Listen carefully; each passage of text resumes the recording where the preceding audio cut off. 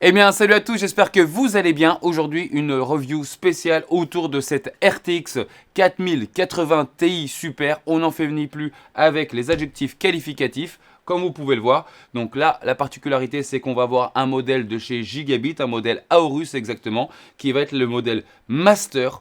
Pour tous ceux qui suivent déjà la chaîne, à chaque fois que j'ai démonté donc une Master ou d'ailleurs n'importe quelle autre carte de chez Gigabit, j'ai toujours mis en avant leur qualité de construction, que ce soit d'ailleurs sur des vernis qui posent en plus ou que ce soit aussi sur leur système de refroidissement avec ces beaux caloducs. Et je vous avoue que déjà, si je vous montre la tranche, ça sent déjà un petit peu un bon prélude pour le démontage. J'avais déjà démonté avec vous une 4090, une 4070 aussi. J'ai ici une 4080 pour vous dire que ça remonte aussi à l'époque. Et si vous regardez bien les tranches, je vous les montre avec ces caloducs en full cuivre. Donc on voit que c'est déjà historique auprès de la marque. Mais soit ce qui va nous intéresser, ça va être surtout les performances prix, bien évidemment, la concurrence en face. Donc moi, je vais déjà la comparer à la 7800 XT. On va bien évidemment la comparer aussi à la 4070 Ti classique et on va aussi la comparer à la 4070 Super, savoir est-ce qu'il vaut mieux rester sur une Super finalement ou aller directement là-dessus. Je vais tout vous expliquer, on va tout tester et ça commence juste après le petit moment sponsor de la chaîne des clés Windows et c'est tout de suite.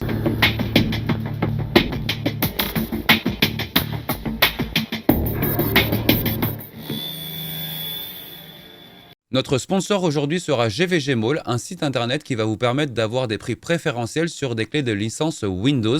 Pour ça, rien de plus simple, vous allez sur le moteur de recherche et vous tapez Windows 10 Pro. Alors oui, 10 Pro même si vous voulez un Windows 11 parce que vous verrez que la mise à niveau entre Windows 10 et Windows 11 est gratuite. Donc allez directement sur Windows 10 Pro. Arrivé sur cette page, je clique sur Acheter maintenant. Ensuite, j'arrive ici et je n'ai plus qu'à inscrire le code promo PAX, PAX. Je valide et de là, le prix passe à 13 €. De là, je soumets la commande. Ensuite, je choisis mon mode de paiement et pour moi personnellement, je choisis PayPal. Une fois le paiement effectué, je reviens sur cette page-là et comme vous voyez, je peux aller directement sur l'User Center. De là, je clique voir la clé secrète. Ensuite, obtenez la clé. Ma clé vient juste de s'afficher, je n'ai plus qu'à la sélectionner et la copier. Ensuite, je vais dans les paramètres d'activation de Windows et je n'ai plus qu'à coller la clé et de valider. Et voilà, rien de plus simple. Par avance, je vous remercie car en achetant vos clés de Windows par GVG Mall et en mettant mon code promo PAX, vous m'aidez à soutenir la chaîne. Et pour ça, je vous remercie. Eh bien, nous voilà, on va parler spec aussi forcément autour de cette carte graphique, mais cette fois-ci, on va changer un petit peu. On va les évoquer en ayant démonté la carte, et c'est maintenant.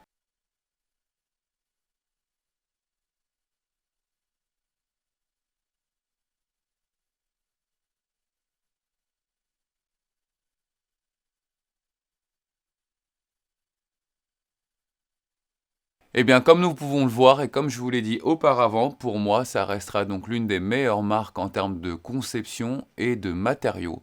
Donc là, on voit le PCB, vous le voyez, il est intégralement verni. Voilà, c'est plutôt rare comme vous pouvez le voir. Il faut savoir aussi pourquoi verni, ça protège à la poussière et au moment où vous faites par exemple un water cooling, et du coup, elle est relativement plus protégée aux fuites d'eau. Voilà, elle n'est pas complètement protégée, mais relativement quand même beaucoup plus. Ensuite, on peut s'apercevoir donc de la qualité des soudures, la qualité d'assemblage, c'est vraiment très très très propre. Voilà, alors donc c'est pas la première fois, souvenez-vous, je vous le dis à chaque fois, quand j'ai démonté une 4090 de chez eux, c'était pareil, quand j'ai démonté l'année dernière la 4070, c'était exactement la même chose. On va parler un petit peu maintenant aussi du bloc de refroidissement. Alors bien entendu, on va parler des différents style blocks, hein, ça c'est sûr. Mais on va parler quand même donc de ce bloc de refroidissement. Donc on voit très bien ici une chambre à vapeur. Donc vous voyez, il y a une petite surélévation. C'est fait en deux fois, c'est-à-dire qu'on voit une première plaque ici pour pouvoir refroidir toutes les mémoires, donc toute la VRAM. Et on va voir donc les caloducs, comme vous voyez ici, donc en cuivre protégé, verni. Donc par-dessus, il n'y a pas d'autres couches. Et donc pour avoir une meilleure qualité, une meilleure dissipation thermique, il n'y a pas mieux que ce que vous voyez là actuellement. Donc on a 1, 2, 3, 4, 5, 6, 7, 8, 9 caloducs. Donc on a 9 caloducs, dont 1, 2, 3, 4, 5, 6 vont aller de ce côté-là, où il y aura à ce moment-là vraiment une transmission d'air traversante sur votre carte, comme vous pouvez le voir ici. Hop, voilà, lorsque je mets la backplate, on s'aperçoit que ce flux d'air est complètement traversant. Alors ça, c'est les particularités qu'on a eues effectivement avec ces 4000, c'est parce que la taille du PCB est clairement très réduite. Comme on peut le voir ici, regardez bien, donc ça recouvre 50% de la carte plus ou moins. Mais on va mesurer exactement d'ailleurs. Donc j'ai une carte qui est aux alentours de 34 cm avec un PCB qui est aux alentours de 17,5, donc on est quasiment à 50% de sa taille. Donc nous savons bien aussi pourquoi, comme je l'avais dit sur la dernière vidéo, pourquoi on optimise maintenant aujourd'hui ce type de connecteur. Il y en a qui aiment, il y en a qui n'aiment pas, il s'est passé quelques problèmes, on ne sait pas trop si ça va mieux finalement, enfin je le souhaite en tout cas pour tout le monde bien évidemment, mais c'est effectivement pour pouvoir optimiser et réduire donc ce PCB là pour l'amener vraiment à une dimension plus restreinte. Donc là, on s'en rend vraiment compte. On va parler maintenant de pâte thermique. Et comme vous voyez, comme d'habitude, c'est quelque chose qui est très gras. Voilà. Et ça, j'aime beaucoup. Et aussi, au sujet des pads thermiques, on a quelque chose qui est toujours très gras, comme vous pouvez le voir. C'est juste, voilà, c'est des pads thermiques que j'apprécie. Alors, je ne dis pas que les autres sont moins performantes, mais celles-ci inspirent toujours beaucoup plus confiance. Ce n'est pas les seules à mettre ce type de pad, il faut le savoir aussi. Mais en tout cas, elles sont là. On voit vraiment une architecture qui est très complexe. Regardez bien, on voit des débordements. Vous voyez par exemple, petite plaque ici, vous voyez, il y a des petits débordements en plus qu'on peut voir ici pour s'adapter vraiment à ce PCB là. Mais alors pourquoi il y a cette plaque supplémentaire? Pour moi, c'est un refroidissement qui va être standardisé peut-être avec la 4080 ou peut-être avec l'ancienne 4070. Mais alors ce qui se passe, c'est pour pouvoir l'optimiser avec donc ce nouveau PCB là, et bien tout simplement, ils ont refait cette plaque là avec tous les débordements et les incrustations que vous pouvez voir qui sont faits spécifiquement sur mesure pour pouvoir s'adapter à ce PCB là. Voilà, donc on est bien d'accord, vous comprenez pourquoi j'aime toujours démonter les cartes de chez Gigabit ou de chez Aorus, parce que c'est pareil, hein. Donc Gigabit et Aorus c'est la même marque, mais je vous dis sur les deux qualités, on a vraiment par exemple cette couche de vernis que vous pouvez voir. Voilà, c'est plutôt pas mal, et on a toujours ces caloducs 100% cuivre que je trouve vraiment aussi très bien, cette qualité de construction. Voilà, je pense qu'on va s'arrêter dans les éloges maintenant, mais voilà, sachez que quand on démonte des cartes, à force, on commence à avoir ses préférés. Donc on peut voir ici, on va commencer un petit peu l'analyse, on peut voir ici donc le switch de double BIOS. Ça c'est quand même toujours important, donc il y a un BIOS un peu plus costaud et un mode silence. Donc vous l'avez là, tout simplement. Je vais vous nettoyer la puce. Alors voilà, maintenant que la puce est propre, et pourquoi j'ai voulu vous la mettre en avant, c'est parce que tout simplement, on n'est plus sur une puce de 4070, vous avez littéralement exactement la même puce que la 4080. C'est-à-dire qu'à la place d'avoir une puce AD104, vous allez avoir une puce AD103. Donc, quelles sont les grosses différences PAX entre ces deux puces? C'est tout simplement, vous allez avoir 45 900 millions de transistors comparé à 35 800 millions de transistors. Ça fait toujours rêver ces chiffres, surtout sur un die aussi petit, bien évidemment. Mais ça représente surtout 28% donc de transistors en plus comparé à l'ancienne 4070 Ti. En Core CUDA, on va avoir une amélioration, on va passer de 7680 à 8448, soit 10% de Core CUDA supplémentaire. En termes de fréquence, c'est pin-up, c'est anecdotique. Donc on va avoir juste 30 MHz supplémentaires sur ce modèle-là, donc c'est pas grand chose. En termes de RAM, c'est là où on va avoir le gros changement du fait d'avoir changé la puce. Ils ont pu donc changer aussi donc leur bande passante et leur bus. On a un bus aujourd'hui de 256 bits à la place des 192 qu'il y avait auparavant sur l'ancien modèle, avec une bande passante qui va passer de 504 gigabits seconde à 672. Donc ce qui va aussi conférer donc du coup la possibilité d'avoir une augmentation donc de VRAM. On va passer de 12 à 16. Donc pour résumer un petit peu, parce qu'ensuite les autres choses ne changent pas trop. Le cache L2 c'est exactement la même chose, on reste sur 48, il n'y a pas du tout de sujet là-dessus. Mais alors qu'est-ce que ça veut dire? Ça veut dire qu'on a quasiment, littéralement presque une 4080 en termes de VRAM, en termes de puce. Je vais bien entendu vous expliquer aussi les différences. Effectivement, on va s'attarder un peu plus sur la carte en elle-même et on va compter les phases d'alimentation qu'on peut voir. 1, 2, 3, 4, 5, 6, 7, 8, 9, 10, 11, 12, 13, 14, 15. Donc cette fois-ci, on a une conception d'alimentation en triphasé. Donc je suppose que ce sont ces 3 modules qu'on peut voir ici, avec leur contrôleur qu'on peut aussi distinguer. Donc l'architecture est relativement propre. Cette fois-ci, nous n'avons plus rien en attente. Le PCB est 100% rempli. Comme vous pouvez voir, il n'y a plus du tout d'attente au sujet donc de futurs VRAM. Exactement. Donc comme vous pouvez le voir, la conception est relativement propre. Et on est vraiment, comme je l'avais dit, sur quelque chose qui est très rapprochant d'une 4080. Donc bien entendu, le BIOS aura un gros impact sur sa puissance comparée à la 4080, mais on se rend compte qu'effectivement, la 4080 classique n'a plus raison d'être. En termes de connectique, nous allons avoir donc de l'HDMI 2.1 avec 3 ports en DisplayPort 1.4. Donc ça ne va pas trop changer, comme vous pouvez le savoir. Là-dessus, il n'y aura eu aucun changement. Voilà, nous allons maintenant passer au bench de cette carte. Et bien voilà, donc je peux bien vous confirmer encore une fois que Gigabit nous fait toujours des constructions. Effectivement, on va, comme je vous dis en vidéo, on va arrêter les éloges, mais je tiens quand même bien à le mettre en avant comparé à beaucoup d'autres constructeurs. Ensuite, on va juste remarquer une chose, c'est qu'en fait, on est très proche d'une 4080. Forcément, on a le même cache, on a le même processeur, on a le même nombre de VRAM. Donc en gros, qu'est-ce qui diffère?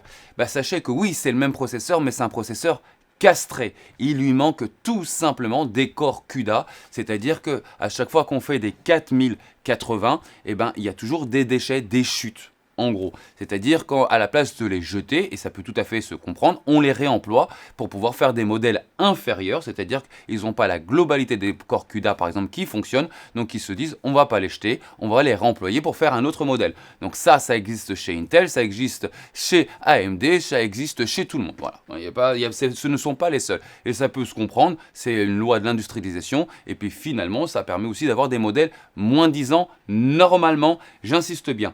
Et des fois, lorsqu'ils n'arrivent pas d'ailleurs à avoir donc le nombre estompé de modèles parce qu'il n'y a pas assez de chutes, ils vont griller volontairement au laser effectivement pour avoir donc ce bon nombre de cœurs CUDA. Donc on a une 4080 avec donc tout simplement une partie qui sera en moins dans le processeur, malgré que ce soit le même processeur, parce qu'on va avoir tout simplement 6 GPC à la place de 7 GPC. Alors, les GPC, ce sont des groupes, tout simplement. Donc là, il va y avoir des groupes, là, il va y avoir 6 groupes de corps CUDA contre 7 groupes de corps CUDA sur la 4080. Alors ces groupes en moyenne vous pouvez le diviser, donc il faut savoir qu'aujourd'hui par exemple sur cette carte on a 8448 corps CUDA alors que normalement sur une 4080 vous avez 9728. Donc en gros il y a plus ou moins 1400 corps CUDA d'écart, donc chaque groupe il faut imaginer que justement chaque groupe contiendra plus ou moins 1400 corps CUDA et là on a complètement enlevé un groupe. Voilà, tout simplement. Donc, en gros, on a une 4080 castrée. Donc, on devrait aussi se rapprocher au maximum d'une 4080. On va maintenant commencer sur des benches en test professionnel. Donc, on va utiliser du Blender, on va faire de l'Adobe Premiere et on va faire du DaVinci. Et c'est maintenant. Allez, il faut commencer par quelque chose. Alors, on commence par Blender avec Blender 4.00. On arrive à avoir un score de 8136,18. Très bien, c'est un bon score, mais on va quand même le comparer forcément. Donc on va le comparer déjà à la 4070 Ti, forcément parce que c'était la carte juste auparavant, et avec la 4080 parce que c'est la carte au-dessus qui est très proche. Donc on se rend compte quand même que la 4070 Ti avec ses 6626,93 points, on est quand même supérieur de plus de 23%. Ce n'est pas rien du tout, c'est même assez impressionnant, on est presque sur un quart de puissance supplémentaire. Et ensuite, on compare avec la 4080, et là par contre, on est aussi très proche, on se rend compte, moins 7%, et c'est induit à une seule chose, c'est la différence de corps CUDA, même si elle est quand même minime, mais elle est quand même présente. Mais on se rend compte qu'avec son score de 8136 points, la RTX 4070 Ti Super s'en sort plutôt pas mal. Nous allons maintenant aller sur du Adobe Premiere Et de là, on va s'apercevoir qu'encore une fois, on va être très très proche de la 4080 et même plus proche de la 4080 que la 4070 Ti. Comme vous voyez, le tableau est séparé en deux. Partie haute sans effet, partie basse avec effet. Donc c'est un rendu fait sur un fichier ProRes de plus de 100 Go.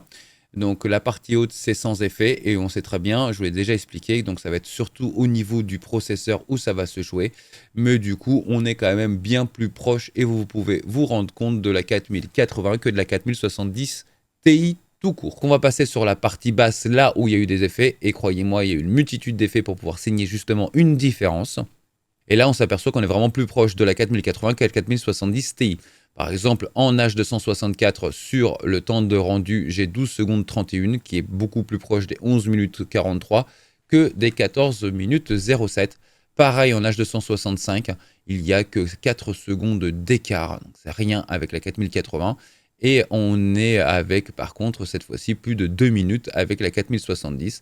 Et lorsqu'on passe en AV1, eh ben, on n'a que 10 secondes d'écart avec la 4080, alors que par contre, de l'autre côté, on a plus de 3 minutes d'écart avec la 4070 Ti.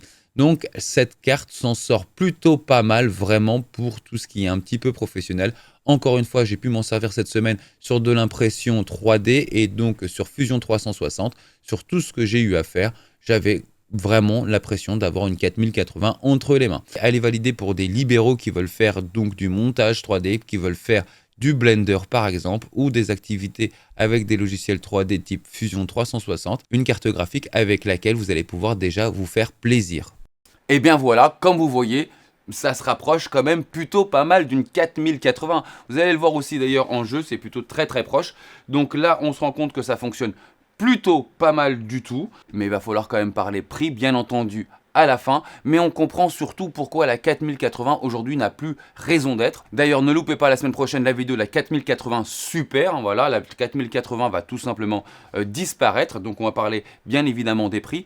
On va continuer sur les tests et on va faire donc des tests d'IA sur Stable Diffusion et c'est maintenant. Nous voici sur Stable Diffusion et on va générer des images 512 par 512 avec un prompt d'un chien dans une voiture. Donc c'est parti. Et comme vous pouvez le voir, c'est plutôt très rapide. On est à 2 secondes de 0,1. On va refaire le test encore 2 fois. Et on est toujours à 2,01. Et on va être encore une fois à 2,01.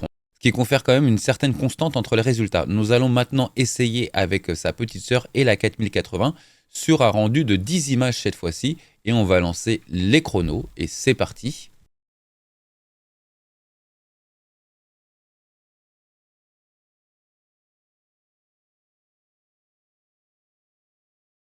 Voilà, donc on s'aperçoit que la 4080 a fini quand même avec 2 secondes d'écart et que la 4070 Ti Super et que la 4070 sont dans un mouchoir de poche, on parle de 8 dixièmes. Pourquoi? Comment? Ben, tout simplement, il y a plus de Tensor Core sur la 4080 et là on s'en rend vraiment compte parce qu'il y a quand même 2 secondes d'écart. Alors attention, la 4070 Ti Super et la 4070 Ti font un très bon boulot, 13 secondes pour une génération de 10 images, c'est plutôt pas mal du tout. Mais on est en dessous de la 4080 quand même. Il y a quand même une différence avec la 4080, elle est quand même beaucoup plus près d'une 4070 Super. Mais comment? Mais pourquoi? Parce que tout simplement, ça va être le volume de corps, donc des corps qu'on appelle les tenseur corps, ça va être des corps qui vont faire fonctionner de l'IA. Donc on n'est pas si près que ça sur ces corps-là auprès d'une 4080 et du coup ça signe une plus grosse différence auprès de la 4080 forcément. Donc on va continuer les benches et cette fois-ci on va aller direction les jeux vidéo. Je vous ai bench plusieurs jeux et c'est maintenant. Alors nous allons tester les jeux avec le même protocole. Je serai avec un 13900K de chez Intel avec 36 Go octet de DDR5 à 6000 avec un NVMe de 1 Tera. La seule chose qui va changer, ce sera la carte mère. Je serai sur une Z790 Aero G. Donc on va pouvoir commencer et on commence par Odyssey. Donc sur ce jeu-là en particulier, comparé à la 4070 Ti, on aura plus 6%, plus 6% en 1440p et plus 12% en 4K. C'est très honorable en 4K comparé à l'ancienne génération, je trouve. Par contre, regardez bien en 1440p et en 1080p, il y a moins 9% en 1080p pour la 7900 XT et moins 6 aussi par rapport à la 7900. Donc la 7900 s'en sort un petit peu mieux, mais regardez bien les chiffres. Par exemple, si vous allez Sur la 1440p, on passe de 133 à 142 fps. On est à 9 fps d'écart. On continue sur Far Cry. Sur Far Cry, on peut s'apercevoir que ça va être un peu la même tendance, sauf en 1080p.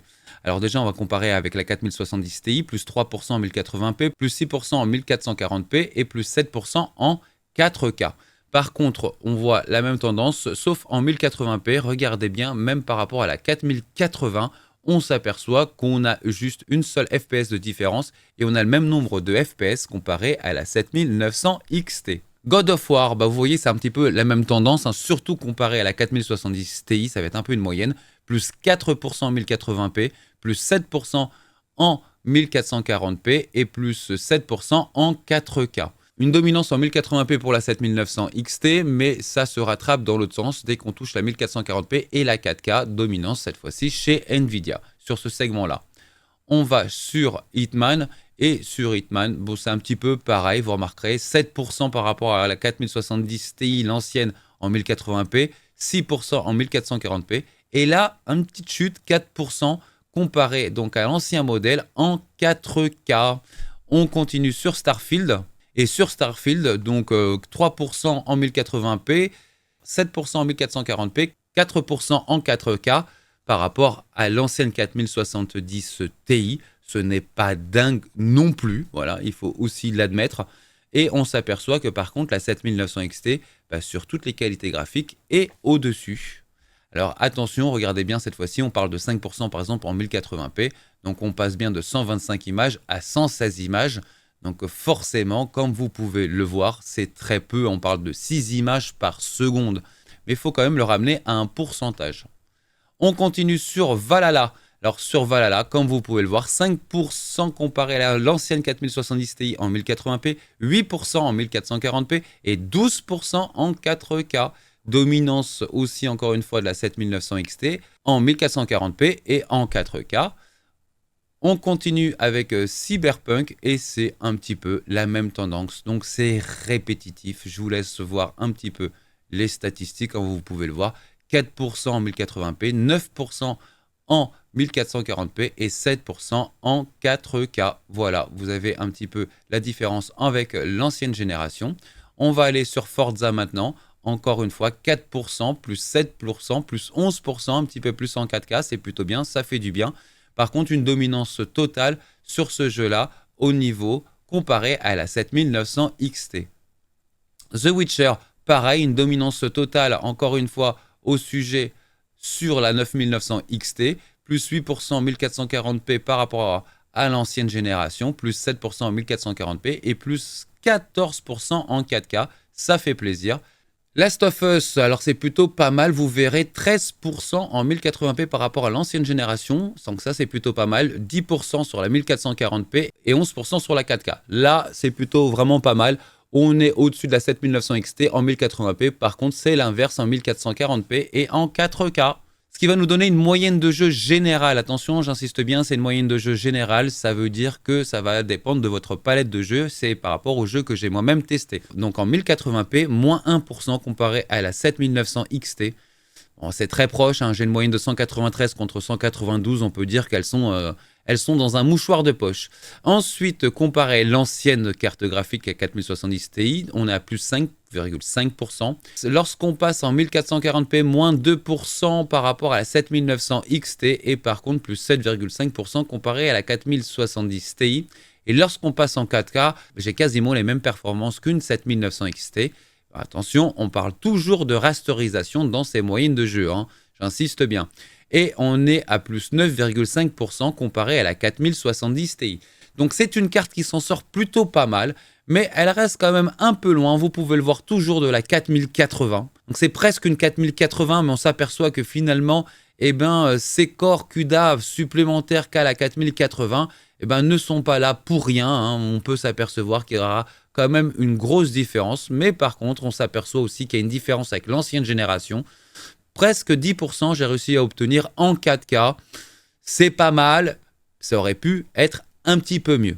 Maintenant qu'on est dans les jeux, on va quand même faire un petit peu dossier sur cette carte et surtout sur ce modèle custom, voir où est-ce que ça peut nous amener en sachant qu'en plus, elle a déjà 200 MHz en boost sur ses fréquences d'origine. Et c'est maintenant. Nous voilà ici pour faire un petit peu d'overclocking donc sur cette carte et voir un petit peu ce qu'elle sait faire. Donc on va commencer à faire un benchmark sur Furmark exactement et on va tout laisser à stock et on va voir le nombre de points qu'on arrive à obtenir.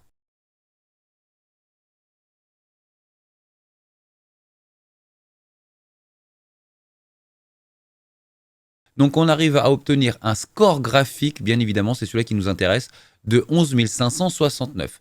Donc on va l'overclocker et comme vous pouvez le voir ici, j'ai réussi à lui mettre 2000 MHz de plus sur la mémoire, donc ce n'est pas rien, c'est le maximum qu'on pouvait faire, plus 230 MHz aussi sur le processeur graphique. Je pense que j'aurais pu faire un petit peu plus, mais si vous regardez bien la partie haute, le core voltage est grisé. Donc si le core voltage est grisé, malgré que je lui ai demandé son déblocage, c'est que tout simplement, je pense que MSI ne connaît pas encore la carte, elle n'est pas encore répertoriée, donc c'est du coup grisé. Car sinon, je pense qu'on aurait pu aller un peu plus loin. Mais bon, bref, faisons déjà ça et voyons ce que ça nous donne.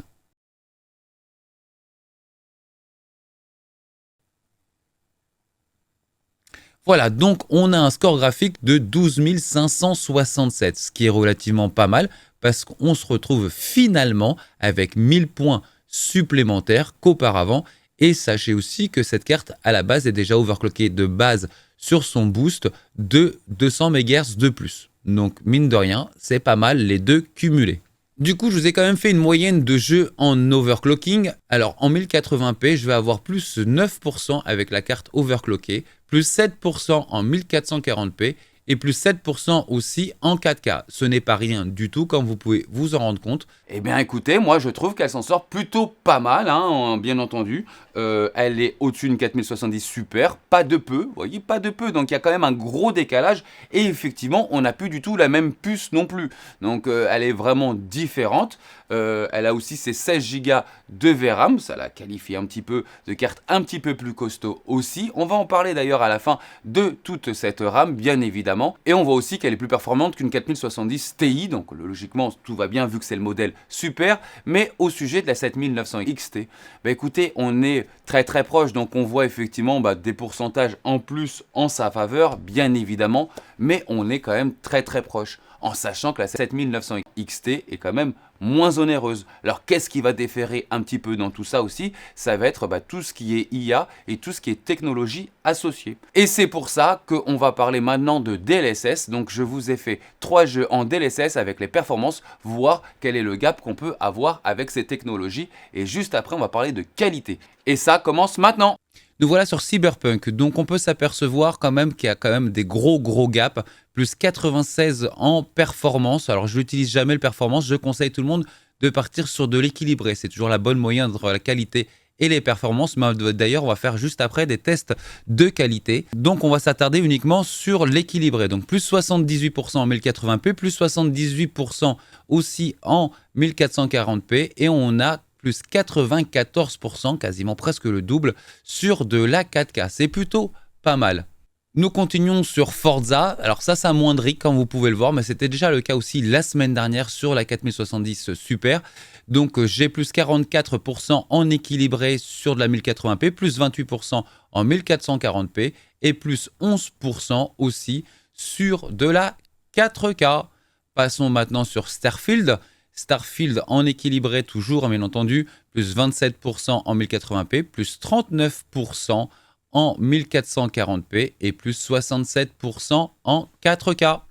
Et bien voilà, ça performe plutôt pas mal, suivant les jeux, vous remarquerez bien. Mais derrière, il va falloir parler donc de technologie encore, bien entendu. Et on va parler aussi de ray tracing, donc encore sur le DLSS, du ray tracing, du frame generation. Et on va faire ça autour d'un jeu qui a été donc élu il y a très peu de temps l'un des jeux les plus beaux. Et je peux vous le confirmer, ce jeu-là est juste magnifique. Alors, faut aimer l'atmosphère, forcément, parce que c'est un peu lourd comme atmosphère.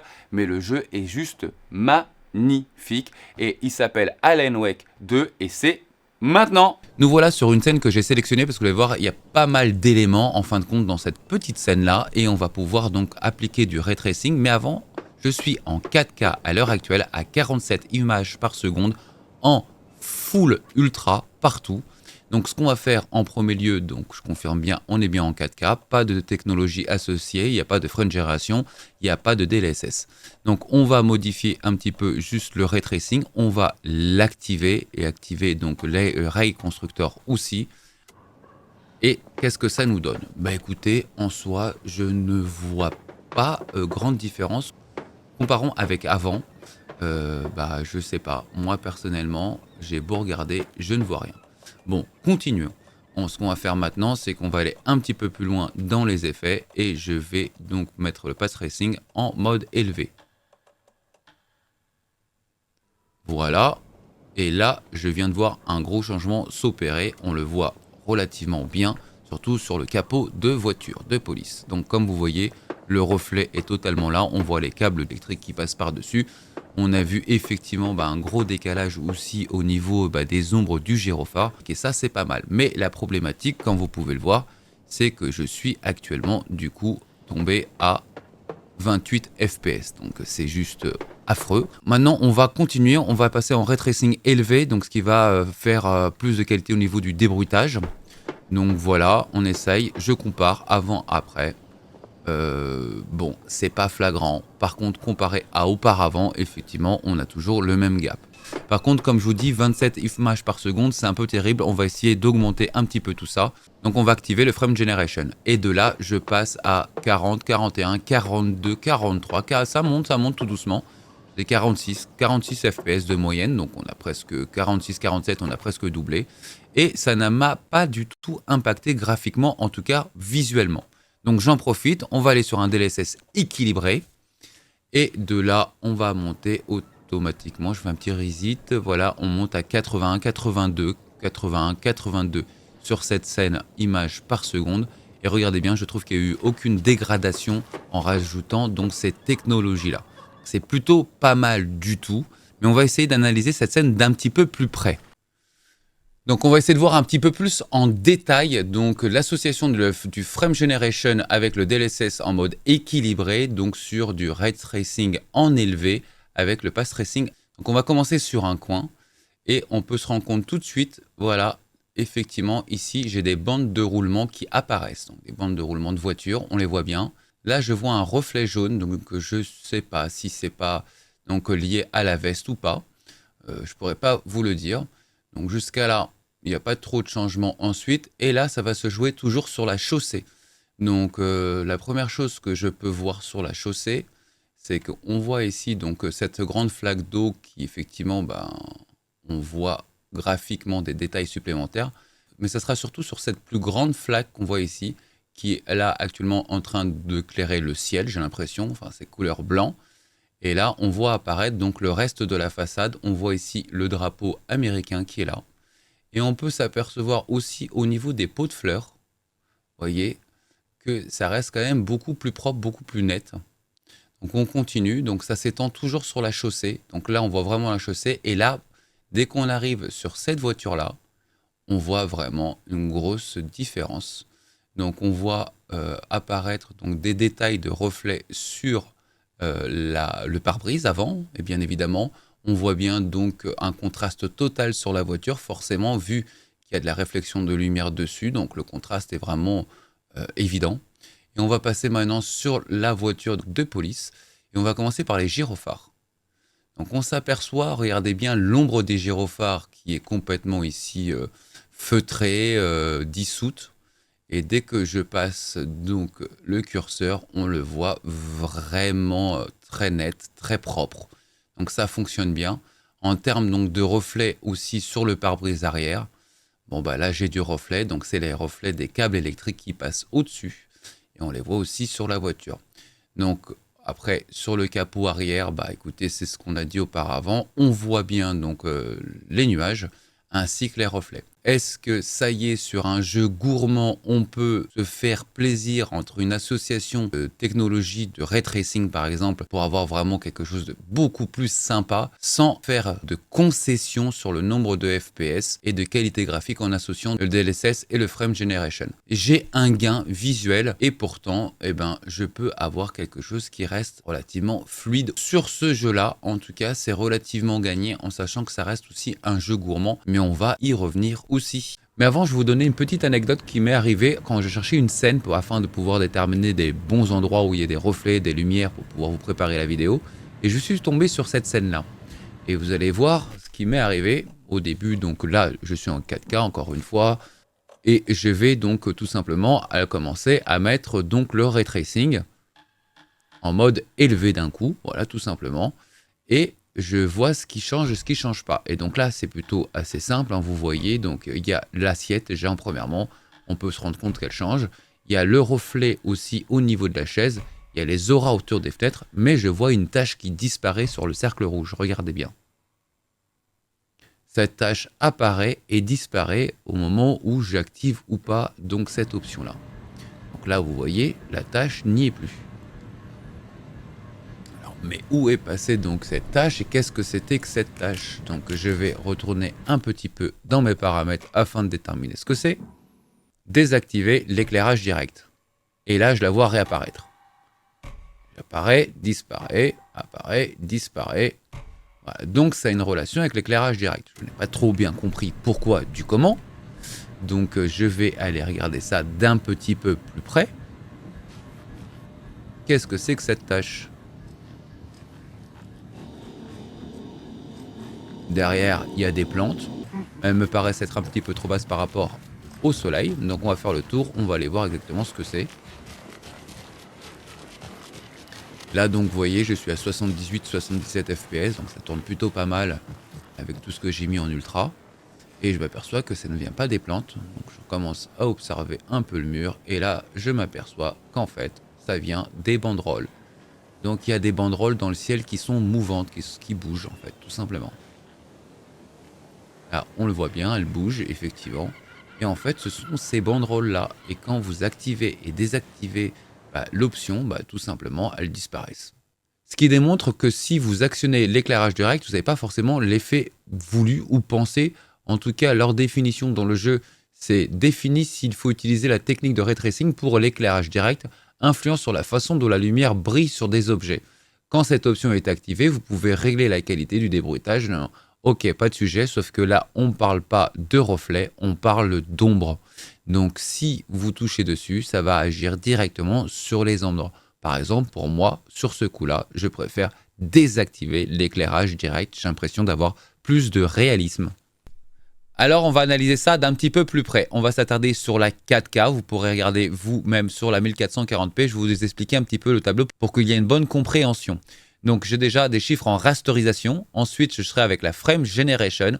Ensuite, c'est Frame Generation plus le DLSS E. Ensuite, c'est Frame Generation plus DLSS E plus Path Tracing et Ray Tracing. C'est toutes les technologies d'un coup. Là, il n'y aura plus rien à dire, il y aura tout. Donc, le Frame Generation m'apporte 54%. Donc, de 48 fps, je passe à 74 en 4K. Je rajoute dessus le DLSS. Voilà, ça nous fait passer à 103 images par seconde, soit 115% supplémentaire. C'est plus du double, c'est plutôt bien. Et par contre, une fois que je vais lui additionner donc des technologies de tracing, donc comme Ray Tracing et le Path Tracing, on retombe à 60%. Mais ce qui reste quand même hyper honnête finalement, parce que vous avez pu vous en apercevoir, j'ai pas vraiment de perte graphique visuelle.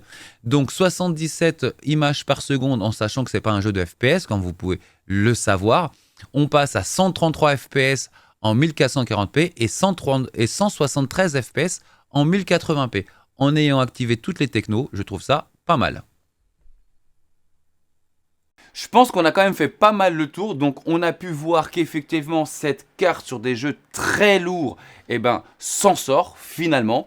Et on a pu voir que la dernière technologie de chez Nvidia fonctionne relativement même très bien. Le frame génération fonctionne bien, le ray tracing fonctionne bien et le patch tracing aussi fonctionne bien. Et ce qui est surtout très important, c'est qu'ils fonctionnent bien ensemble. Là, on a pu se rendre compte que en termes de dégradation d'image, même si on rajoute donc des images par-dessus, des images en upscaling, on s'aperçoit que ça fonctionne très bien et c'est très propre. Donc, forcément, l'atelier ne peut que saluer la démonstration sur un jeu aussi lourd. Mais ça ne s'arrête pas là, on va parler de lourdeur de jeu et de ces 16 Go de VRAM. Parce que justement, la dernière fois, suite à la dernière vidéo, on m'a dit « Pax, ouais, mais tu te rends pas compte, là où les 16 Go sont importantes et là où les 12 ne suffisent plus, ce sont sur des anciens moteurs de jeu. » Bah non, sur Alan Wake, je vous montre tout de suite ce que ça peut vous donner. Vous voyez, on est à plus de 15 gigas en sachant qu'elle en comporte 16.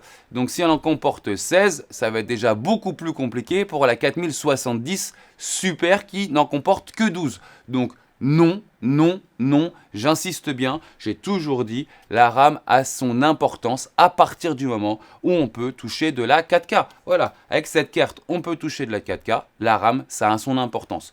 Et avec la 4070 Super aussi, on pouvait toucher de la 4K, je vous l'ai démontré, et je vous l'ai déjà démontré que des fois, elle décroche en termes de RAM. C'est pour moi un mauvais choix, bien entendu, que sur la 4070 Super que Nvidia a fait, mais de les avoir mis donc sur ce modèle-là, là, ça fonctionne plutôt pas mal.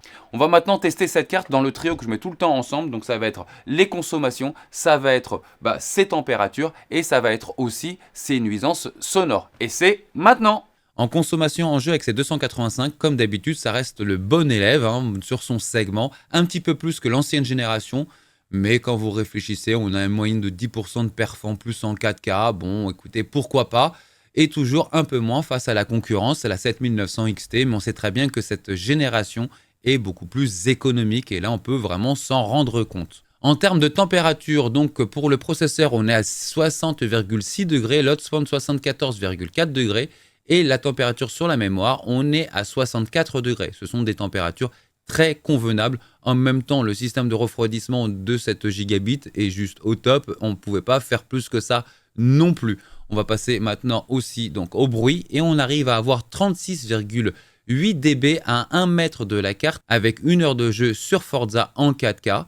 Donc c'est plutôt pas mal 36,8 dB en sachant que la carte est à l'air libre à 1 mètre. Elle n'est pas encoffrée dans un boîtier car sinon forcément ce serait encore moindre. Et bien voilà, elle s'en sort toujours très bien. On sait très bien que Nvidia maîtrise forcément sur toute cette génération la consommation électrique, la consommation en watts et donc du coup c'est une carte qui chauffe moins, on le voit dans les températures et comme cette carte chauffe moins, forcément des gros systèmes de refroidissement balèzes comme ce type là, les ventilateurs n'ont pas forcément besoin de fonctionner énormément pour pouvoir la refroidir. Donc c'est un trio encore une fois gagnant aussi, mais pas forcément que de Nvidia, mais aussi d'Aorus qui a réussi encore une fois à faire un super produit.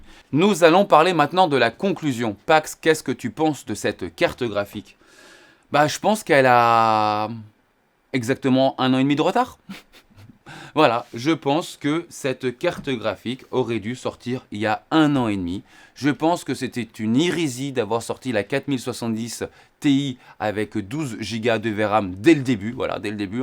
Je l'avais déjà dit à l'époque. À l'époque, d'ailleurs, j'en avais discuté aussi avec Nvidia qui me disait ça dépendait des jeux, ça dépendait des moteurs graphiques. Là, on s'en est rendu compte aussi, donc sur des moteurs de graphique aussi beaucoup plus récents. Donc non, là, on a une carte qui pour moi est bien.